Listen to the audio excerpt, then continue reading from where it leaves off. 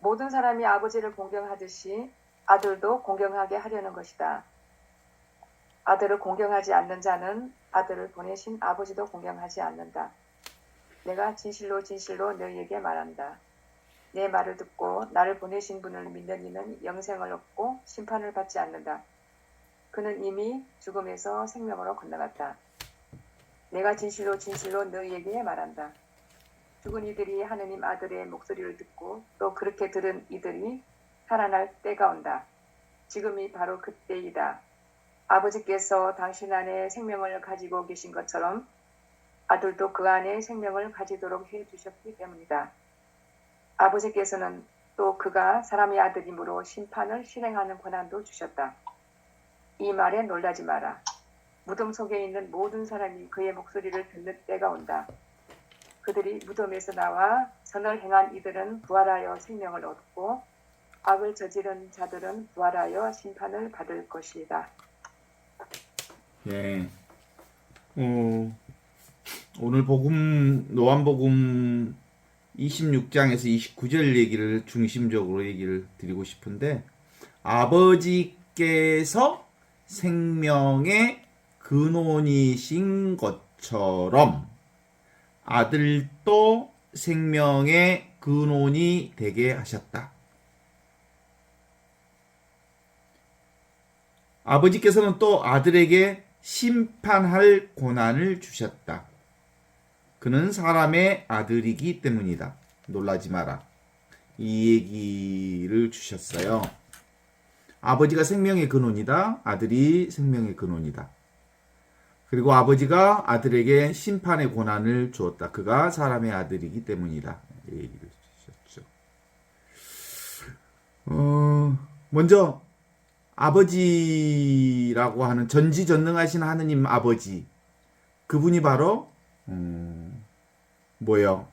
심판할 권한을 가지신 분이신데, 실제로는 심판할 권한을 가지고 계시지만 한 번도 심판하지 않으셔. 왜냐하면 당신은 경계 없는 분, 심판하지 않는 분으로 이 세상에 드러나신 분이거든요.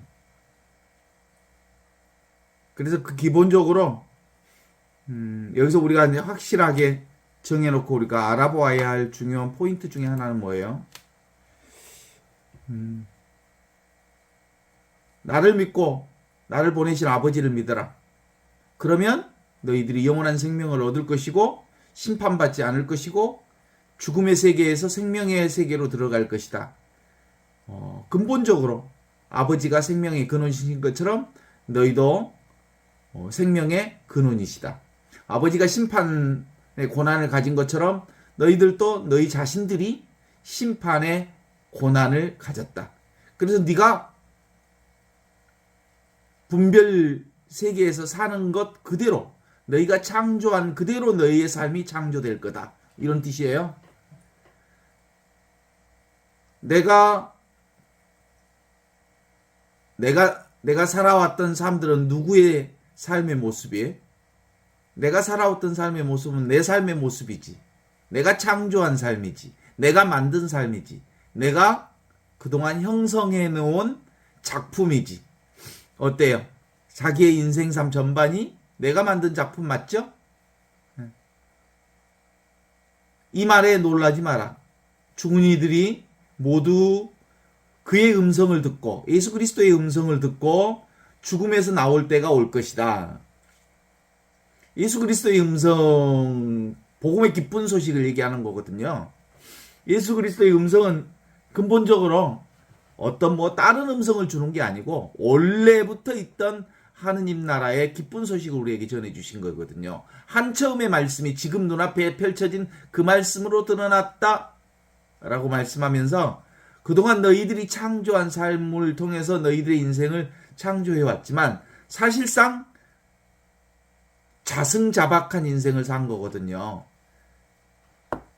그래서 놀라지 말라. 죽은 이들이 그의 음성을 듣고 그동안 죽음의 삶을 살았다는 거예요. 생명의 삶을 살지 않고 생각, 분별하는 인생. 그래서 무덤에서 나올 때가 있을 것이다. 그때가 되면 선한 일을 한 사람은 부활하여 생명을 얻고 악한 일을 한 사람은 부활하여 단죄받을 것이다. 여기서 말하는 예수님이 뭐 선과 악을 판단하고 심판하는 사람으로 드러나는 게 아니고 예수 그리스도의 복음을 믿고 그렇게 복음을 산 사람, 깨어있는 사람들은 부활해서 생명의 삶을 살 것이고 악한 일을 한 사람, 악한 일은 자기가 자기 삶을 분별, 망상, 생각에 속아서 산 사람들은 자기 스스로 단죄받을 삶을 살게 되는 것이다. 이런 뜻이죠. 그래서 핵심 포인트는 여기서도 역시 내가 누군가라고 하는 게 중요한 거죠. 나를 믿고 나를 보내신 아버지를 믿어라 그러셨죠. 우리가 믿어야 할 나는 개별적인 나가 아니고 절대 나로서 열린 존재의 나를 믿어라라고 하는 그 말씀을 믿는 거죠. 그리고 나를 보내신 아버지를 믿는 것. 아버지와 아들이 둘이 아닌 하나의 삶을 믿는 것. 그것이 바로 영생의 삶이고 심판받지 않는 길이고 죽음에서 생명으로 넘어가는 길임을 확인시켜주는 복음 말씀이라고 볼 수 있죠. 그래요. 우리가 보는 눈에 보이는 세계, 보고 듣고 느끼고 아는 견문각지라고 하는 보고 듣고 깨닫고 아는 그 모든 세계는 다 눈으로 보이는 형태, 색깔, 감정, 느낌, 생각으로 만들어진 견문각지의 세계가 뭐예요? 내가 만든 세계니까 나지요, 나. 눈에 보이는 전부가 뭐라고요? 나라고요, 나.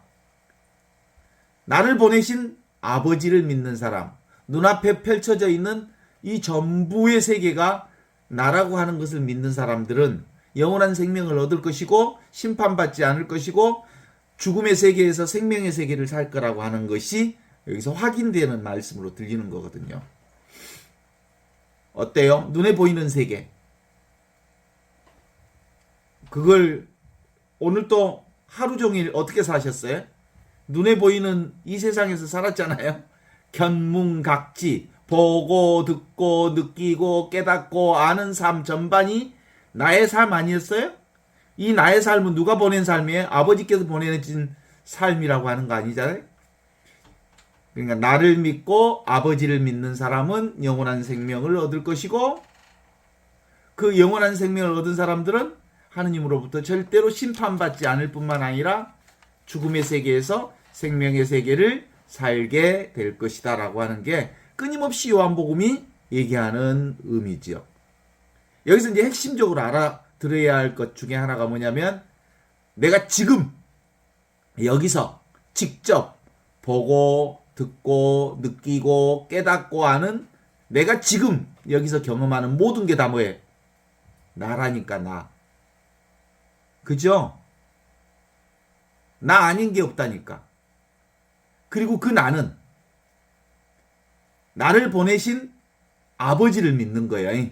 눈에 보이는 온갖 전체가 나라는 것을 믿는 사람은 지금 여기 나를 보내신 아버지를 믿는 사람이라니까. 그런 사람이 곧 영원한 생명을 살고 심판받지 않고 심판받지 않는다는 핵심 포인트는 뭐예요? 분별, 망상, 생각에 속지 않는 영원한 생명을 산다는 뜻이거든요. 그런 사람이어야 비로소 지금 여기서 죽음의 세계가 아닌 생명의 세계를 산다는 걸 얘기하는 거죠. 어때요? 눈에 보이는 이 세상 전반이 나와 둘이 아니라는 걸 경험하시면서 사셨죠? 오늘? 경험하는 전부가 나라니까. 그러니까 따로 존재하는 건 도대체가 아무것도 없다니까. 오늘 경험했던 온갖 것들은 곧 나를 경험한 거예요. 오늘 삶의 전부는 뭐예요? 보고 듣고 느끼고 깨닫고 아는 삶을 살았는데 나를 산 거라 이런 뜻이지. 우리가 영화를 보면 영화의 내용의 그 스토리 내용에 늘 이렇게 빠져들어가지만 실제로는 영화라고 하는 것은 빛의 조합이거든요. 빛의 조합이 모아져 있는 거거든요. 그냥 신비한 색으로 그 컨텐츠 내용을 얘기하고 있지만 실제로는 그냥 하나예요, 하나. 빛이요, 빛. 빛이 영화를 만들고 있는 거거든. 그래서 전체적으로 우리는 보고 듣고 느끼고 깨닫고 아는 그 모든 것들이 바로 나인데 그 나는 나를 보내신 하느님을 믿는 거거든. 나를 믿는 것은 곧 하느님을 믿는 거다. 하느님을 믿는 것은 곧 영원한 생명을 믿는 거다. 영원한 생명을 믿는 것은 곧 심판받지 않는다. 이 말은 생각, 분별, 망상으로 속지 않고 영원한 생명을 사는 사람이 된다. 이런 사람이 곧 바로 죽음의 세계가 아닌 생명의 세계를 사는 사람이다. 라고 하는 걸 전달하고 있죠. 그래서 나는 따로 존재하지 않습니다. 오늘 이 얘기는 그래서 전체가 나니까 죽음이라고 하는 게 따로 없다라고 하는 거죠. 죽을 내가 따로 없기 때문에 그렇습니다. 전체가 아버지에게서 근원자이신 생명의 근원자이신 하느님을 믿는 것이기 때문에 그렇지.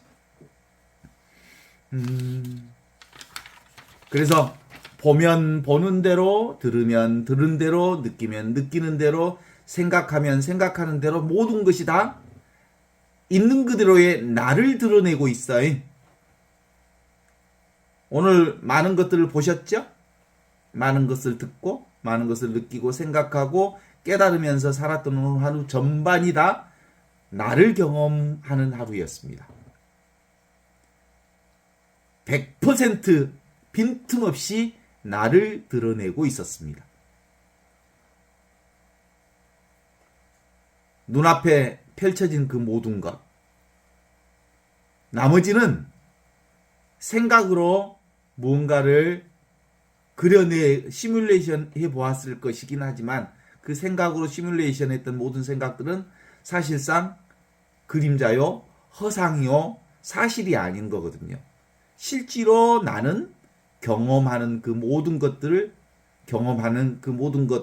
진실로 드러나 있는 그대로 나였던 거죠. 그래서 모든 것이 하나다, 모든 것이 전체다, 모든 것이 순수의식인 하느님과 둘이 아닌 나로서 살고 있다라고 하는 걸 전제하고 있습니다. 그래서 나는 비밀이 없어요. 나는 완전히, 온전히 털끝 하나도 숨김없이 다 드러나 있는 그게 나거든요. 그 나이가 뭐예요? 견문각지, 보고, 듣고, 깨닫고, 아는 경험을 하는 그 전부가 나로 드러나 있기 때문에 나는 한 티도 비밀로 닫혀진 구석이 하나도 없이 완벽하게 온전하게 드러나 있는 나로 살았던 거죠. 이걸 깨닫는 겁니다. 이게 오늘 복음 말씀이 하는 것처럼 아버지께서 생명의 근원이신 것처럼 아들도 생명의 근원이 되게 하셨다. 아버지께서 생명의 근원이 되게 하신 것처럼 아들도 생명의 근원이 되게 하셨다. 그런 뜻이거든요. 생명의 근원은 따로 있지 않다. 이런 뜻입니다. 그래서 열린 존재로서의 나를 산다고 하는 것은 주제자가 따로 있지 않다는 겁니다. 따로 있지 않는 그분을 온통 하루 종일 경험했던 거죠. 온종일 하루 종일 우리는 생명의 근원이신 그분과 함께 있었던 거고 그분과 내가 둘이 아닌 하나로 존재했다는 사실을 오늘 하루 종일 경험했던 거예요. 견문각지의 경험으로. 한처음 아버지의 말씀이 지금 여기 이 말씀으로 살아 있습니다. 그러니까 우리가 보고 듣고 느끼고 하는 이 모든 것들은 냄새요, 소리요, 생각이요, 느낌이요, 맛이요, 색깔이요, 의식들은 그리고 욕망까지도 실체가 없는 것이지만 그것을 경험하는 견문각지는 바로 생명의 근원이신 나로서 존재했고 나를 보내신 아버지로서 생명의 근원을 살았던 거거든요. 그러니까 나는 오늘 하루 종일 온전히 하느님의 생명과 하나로 산 거죠. 그러니까 자기에게 무슨 일이 일어났는가 이렇게 한번 쭉 들여다보면 보고 듣고 느끼고 냄새 맡고 그 모든 것들은 우리의 사고작용을 통해서 더 확장되거나 또는 상상으로 다른 생각으로 만들어내기는 하지만 실제라고 할 수 있는 건 없어요. 오직 경험하는 것은 지금 여기 있는 나와 나를 보내신 하느님만을 경험하는 거죠. 그래서 그런 점에서 우리가 이것을 믿고 살기에 이것이 전부, 내가 경험하는 이것이 전부라고 믿고 살기에 실제로는 생사란 따로 없는 거죠. 나도 없고 모양도 없고 생도 사도 따로 없는 영원한 생명을 지금 여기 매일 매순간 살아가고 있음을 고백할 수 있어요. 그럼에도 불구하고 많은 사람들은 아직도 자기 생각에 홀려 있지요. 늘 편안한 것을 추구하고 자기가 원하는 어떤 만족감을 추구하고 뭐 재밌는 거 없을까? 뭐 화끈한 것 없을까? 더 안전하고 편안한 거 없을까라고 하는 것을 추구하지만 실제로 그런 거 없어요. 그 모두가 우리의 생각의 결과일 뿐 모든 것은 자기의 생각의 투사임을 생각이 만들어내는 것임을 깨닫고 그것을 멈추기만 하면 생각으로 만들어낸 것이 삶의 장난이라고 하는 것, 유의라고 하는 것을 알아차리기만 하면 생각의 프레임에서 완전히 풀려날 수 있습니다. 이분법의 프레임에서 완벽하게 풀려날 수 있습니다. 이게 예수 그리스도께서 우리에게 전해주시려는 참된 복음이요 자유자재한 걸림없는 삶을 사는 것이거든요. 그 얘기는 근본적으로 구속이라고 하는 것은 원래 없었구나. 나를 얽매는 것은, 나를 묶고 있었던 것은, 나를 억압하는 것은 사실상 아무것도 없었구나 라고 하는 것을 발견해내는 해방, 구원의 소식이지요. 죽음이라고 하는 범주 안에 죽음이라고 하는 것도 사실은 생각이 만들어낸 범주 속에 들어있는 거거든요. 생각이 투사해낸 거거든요. 죽음은 죽은 자에게는 없는 겁니다. 죽음이란 산자가 생각해낸 자기 투사에 불과합니다. 자기가 만들어낸 생각, 이것이 죽음이죠. 죽은 자는 죽음을 경험하지 못합니다. 내가 없기 때문에 사실은 실체하지 않는 거지요. 죽음이라고 하는 것은 의식의 결과물이기 때문에 실제한 것은 아니거든요.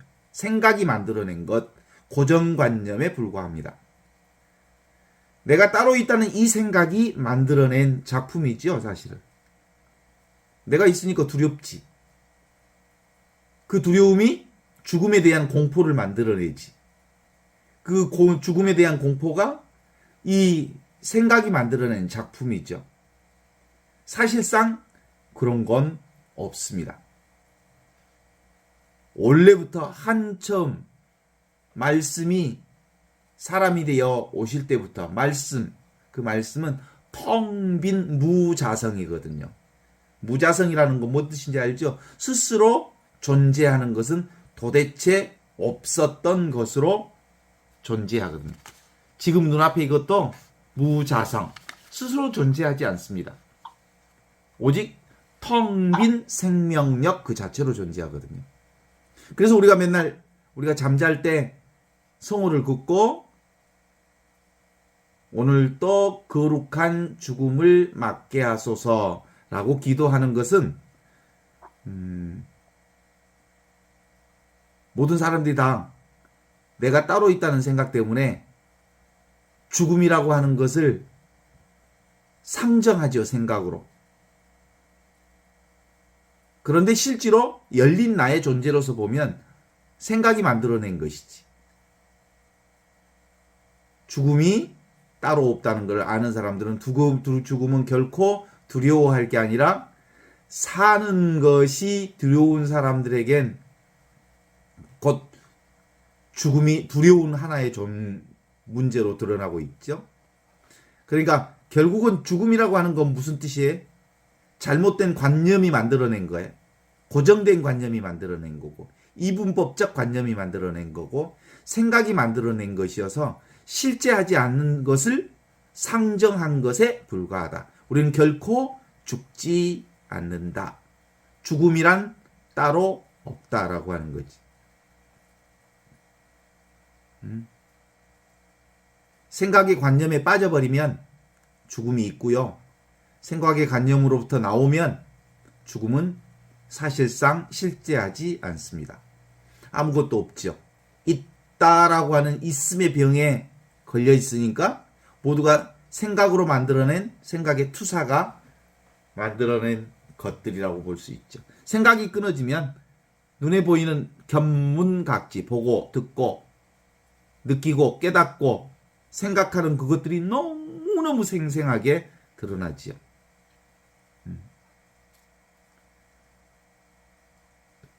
그게 전부예요. 그게 나지요. 그 내가 바로 아버지께서 나를 보내신 아버지를 드러내고 있는 거죠. 생생하게 살아있는 그것. 텅 비어 있지만 모든 것을 알아차리는 그것.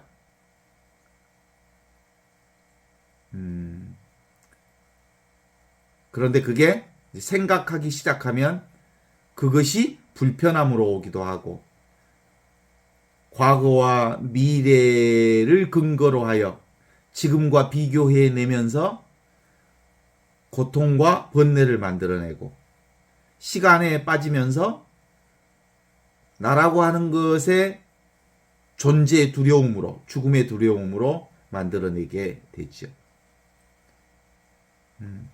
그래서 아직도 이원론적 구조에 빠져 있으면 늘 우리가 좋은 것을 찾는 습이 남아 있어요.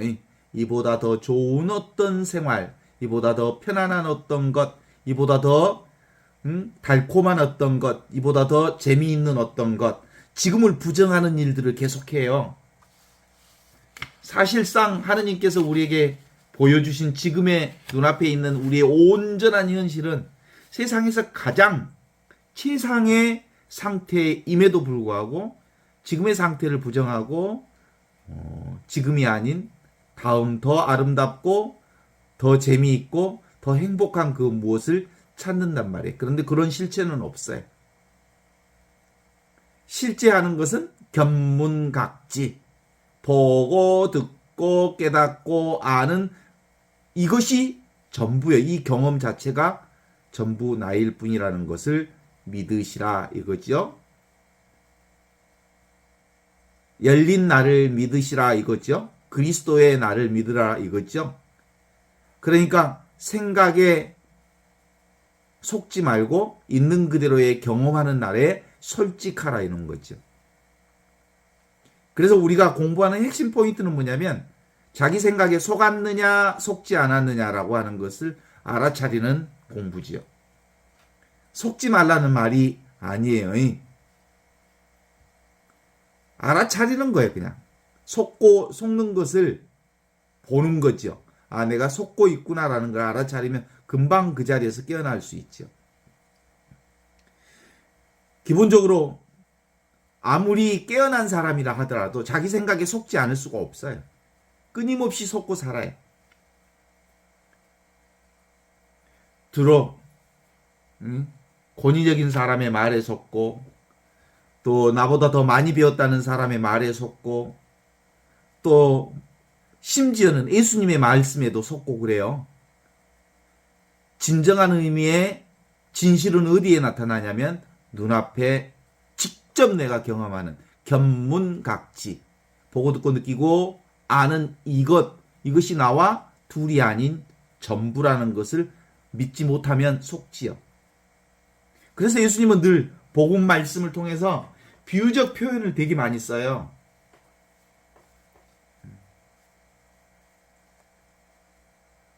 예수님의 표현, 비유를 써서 하느님 나라를, 지금 여기 있는 이 나라를 비유하고 있죠.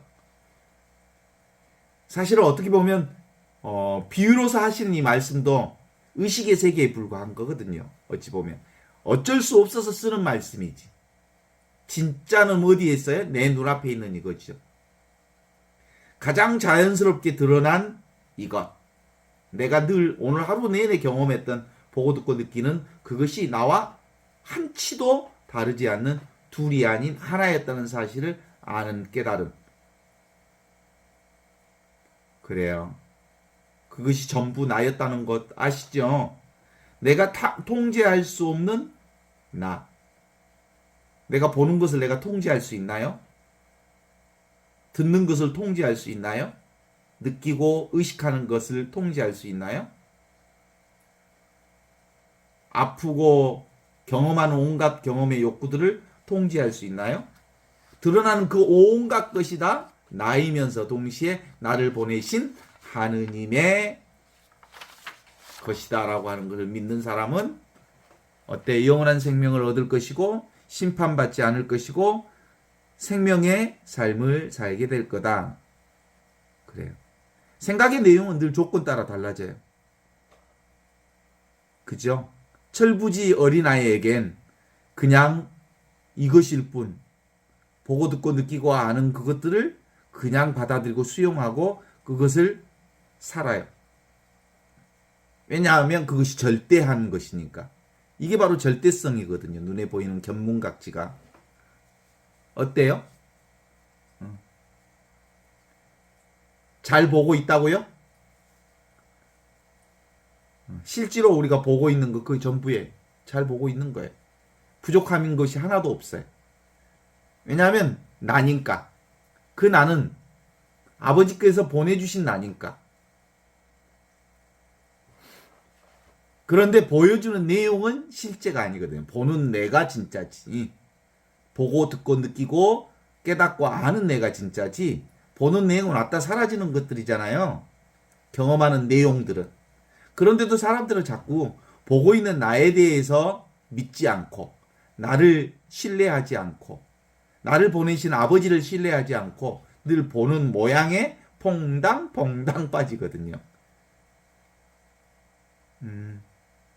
그 얘기는 무슨 뜻이냐면요. 우리의 생각이라고 하는 것이 통으로 하나인 이 세상을 조각을 내버려요. 분별한다고 하는 것은 아주 조각낸다는 뜻이거든요. 따로따로 이렇게 조각내서 보는 방식이 생각해서 보는 방식이거든요. 원래는 경계가 없어. 아시죠? 통으로 하나예요. 원래는 하느님의 한 생명이요.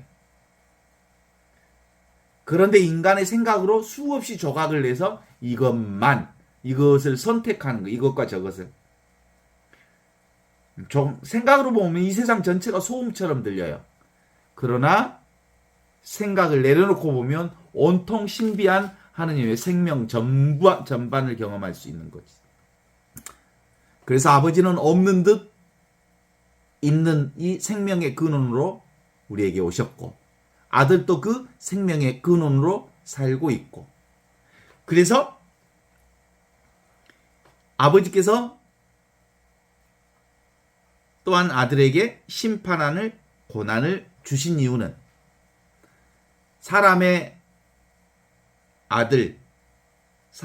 아들이기 때문에 당신은 아들들에게 심판하는 고난을 주셨다, 그런 거지.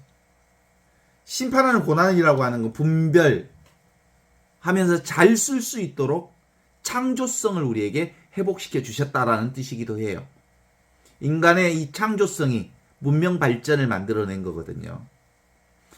그러나 실제로는 그 생각으로 만든 건 실제하지는 않지만 문명 창조의 핵심으로서 이걸 우리에게 주신 거거든요. 그러나 진정한 의미에서 아버지는 생명의 근원이시고 아들도 생명의 근원이어서 실제성이 사라진 마음법이 다 아버지의 것이다 라는 걸 아시죠? 나와 아버지는 둘이 아니다. 그래서 아버지와 아들은 원래부터 무중력 상태, 아무것도 없는데 온갖 것을 다 알아차리는 그 무중력 상태인 그게 바로 공이거든요. 이걸 이제 불교 쪽에서는 어디 쪽을 강조하냐면 공을 강조하거든요. 공이 뭐냐면 지혜 쪽을 강조해. 지혜 쪽으로 보면 아무것도 없는 거예요. 그런데 그리스도교 쪽은 어디 쪽이 훨씬 더 강조된 쪽을 보냐면 사랑 쪽을 강조해. 사랑 쪽은 충만함을 강조해.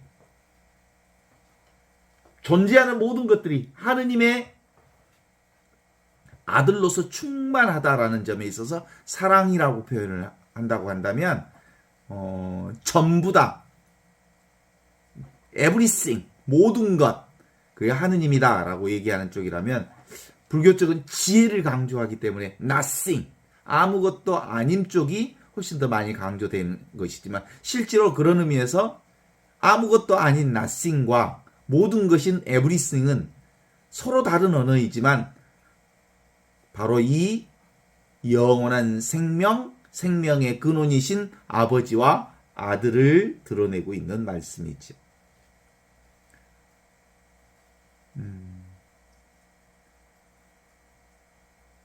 그래서 우리가 따로 있다는 이 생각에서 벗어나면 무엇이 돼요?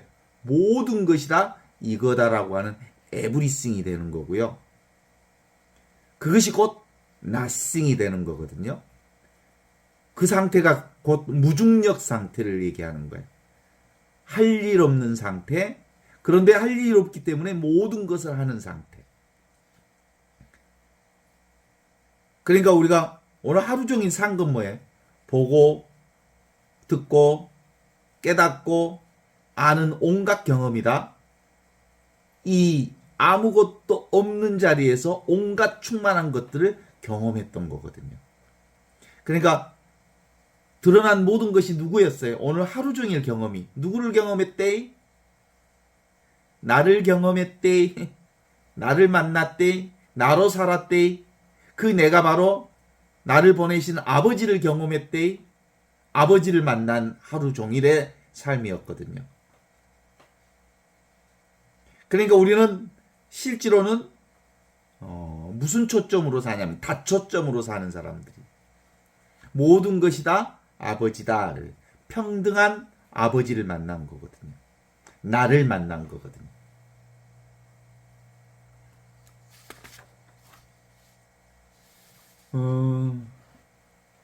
그래서 이제 이게 이제 아버지와 아들과의 관계를 생명의 근원과의 관계 속에서 파악해 보면 너무 분명하게 알 수 있죠. 물과 물결의 관계로 이렇게 보면 우리가 물 만난 고기 아니? 제 아이디가 어수로 쓸 때가 많았는데 물 만난 고 오늘 하루 종일 물 만났지요?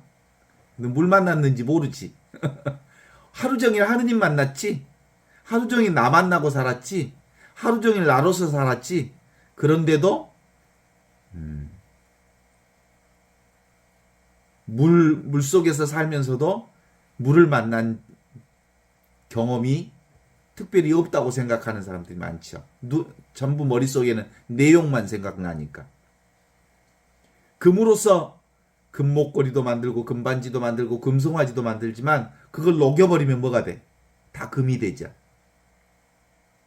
그죠? 형태로는 금목걸이, 금반지, 금송아지일지 모르지만 그 근원은 다 금이었던 거와 똑같은 거지.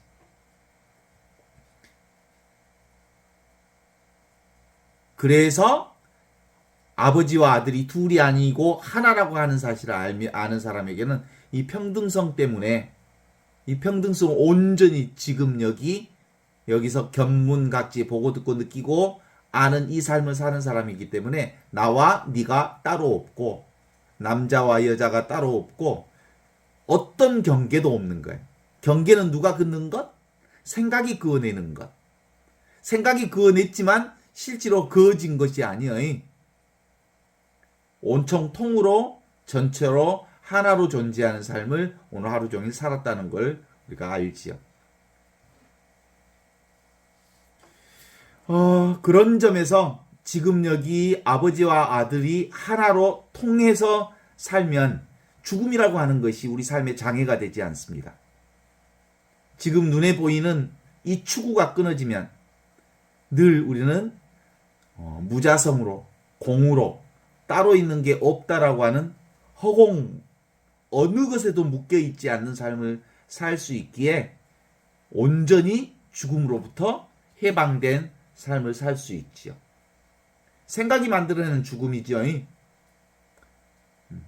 우리의 본성, 근원 역시 변함없는 전체성의 열린 존재로 살고 있습니다. 그래서 우리는 끊임없이 내가 따로 있다는 이 망상이 가져다 된 우리 평생의 삶은 어떤 의미의 삶을 살게 되냐면 내가 따로 있다고 생각하는 이것이 너무 강하게 자리 잡혀 있어서 내가 따로 있으니까 불안하잖아요. 홀로 존재한다고 생각하니까. 이 불안한 나를 불안하지 않게 하기 위해서 나를 확장하는 과정을 살아요. 나의 확장 과정이 우리 삶의 전부였던 것 같아. 친구를 확장해내고, 재물을 확장해내고, 그리고 후손을 확장해내고, 그리고 끊임없이 자기 불안을 낮추기 위해서 나 아닌 다른 것에 의지하는 방식의 삶을 자기 확장성이 우리 삶의 전부로 드러나 있죠. 그래서 개인은 결국 마지막 끝자락은 어디까지 가냐면 이 영원히 살고 싶어하는 마음까지 가요. 자기의 확장성을. 그게 영혼성 추구에 있어요. 근데 알고 보면 뭐예요? 예수 그리스도의 복음 선포에 의하면 이미 우리는 영원한 삶을 살고 있단다 라고 하는 것이 전제되어 있는 거거든요. 아직도 끝나지 않는 자기 확장성. 이게 바로 히틀러의 전쟁, 지금 오늘날의 전쟁, 권력의 확장. 그게 뭐예요 다? 자기 확장이죠. 어떤 의미에서 보면 영적인 공부도 실제로는 자기 완전성을 추구하는 자기 확대의 과정이라고 볼 수 있죠. 그런데 진리는 우리에게 뭐라고 얘기해요? 원래부터 너희는 온전히 열린 존재라고 하는 것을 깨닫게 해줌으로써 더 이상 자기 확장성이 의미 없음을 깨닫게 해주는 거거든요. 하느님이 따로 있지 않다. 내가 따로 있지 않다. 네가 따로 있지 않다. 세상이 따로 있지 않다. 자연이 따로 있지 않다. 지금 눈앞에 보고 듣고 느끼고 알고 깨닫는 이것이 바로 너 자신이고 나 자신이다. 나를 보내신 하느님을 믿고 너 자신을 믿어라. 그러면 너는 영원한 생명을 지금 여기서 살게 되는 거다. 이렇게 볼 수 있죠.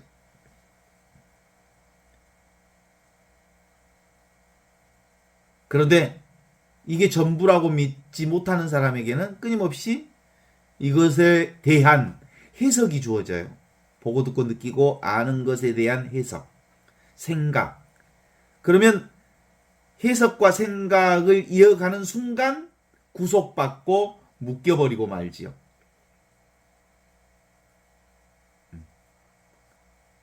어때요? 생각하면 묶이죠? 그러면 다시 속았다라고 하는 것을 깨달아내면 빠져나오고, 빠져나왔다가 다시 생각에 빠지면 또 속고 깨닫고, 속고 깨닫고. 이게 이제 연속인 거죠.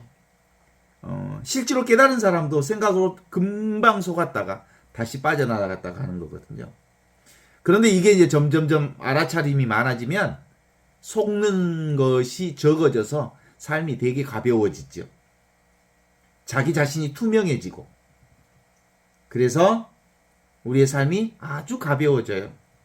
누가 쓴 책 제목이 있는데 참을 수 없는 존재의 가벼움이라는 책 제목 기억나나? 그거 있죠? 정말 알고 보면 우리의 존재란 정말로 참을 수 없는 존재의 가벼움으로 살고 있지 않나?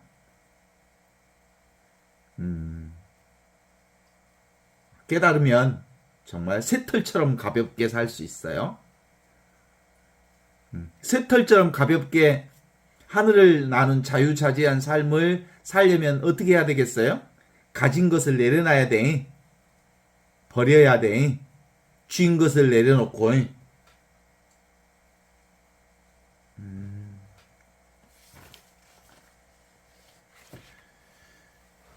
눈앞에 경험하는 이것이 전부구나. 그래서 우리의 삶 전반이 점점점 가벼워질 수 있어요. 결국은 내게 주어진 삶을 받아들이는 능력, 허용하는 능력, 있는 그대로를 수용하는 능력, 이것이 우리 삶의 핵심이라고 볼 수 있어요. 이걸 바꾸려고 하지 않고 그냥 있는 그대로를 수용하는 능력입니다. 그래서 받아들이십시오, 허용하십시오.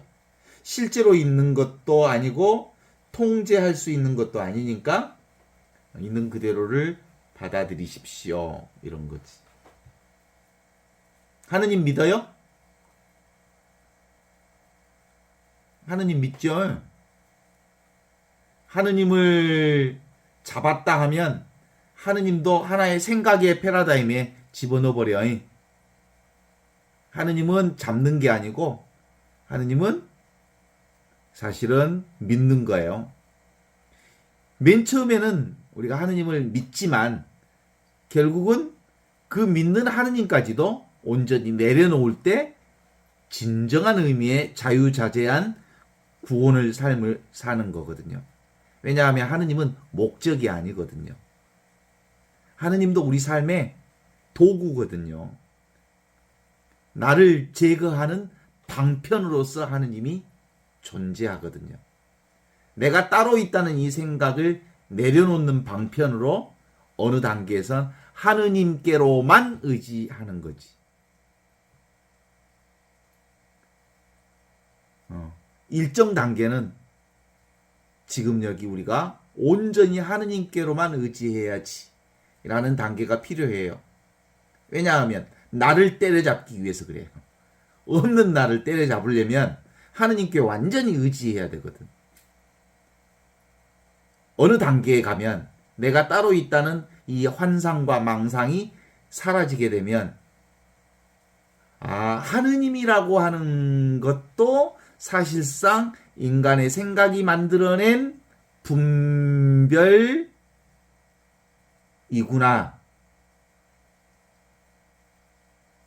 라는 것을 알게 돼요. 그래서 통으로 온전히 하나님을 경험하는 거지. 그래서 예수 그리스도의 복음의 기쁜 소식은 뭐예요? 묶인 것으로부터 풀어내는 해방 소식이거든요. 거기에 뭐예요? 나도 없고 하느님도 없고 온통 자유자재한 구원의 기쁜 소식. 이게 바로 은총의 해를 선포하신 그리스도의 복음의 정수입니다.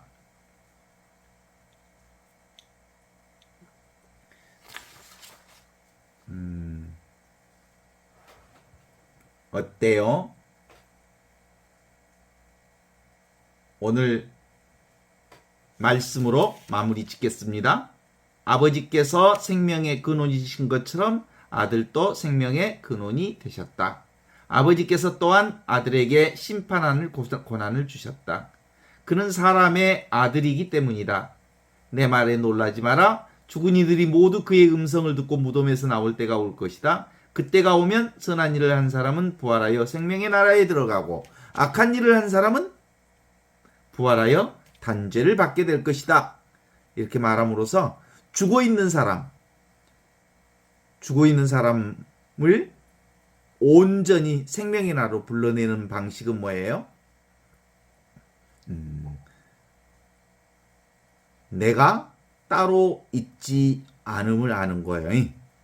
그러니까 보고 듣고 느끼고 깨닫고 아는 전부가 나이고 나를 보내신 하느님을 믿는 거고 그것이 바로 영원한 생명이고 그것이 바로 심판받지 않음이며 죽음의 세계에서 생명을 사는 세계의 핵심 포인트다. 이렇게 볼 수 있죠. 오늘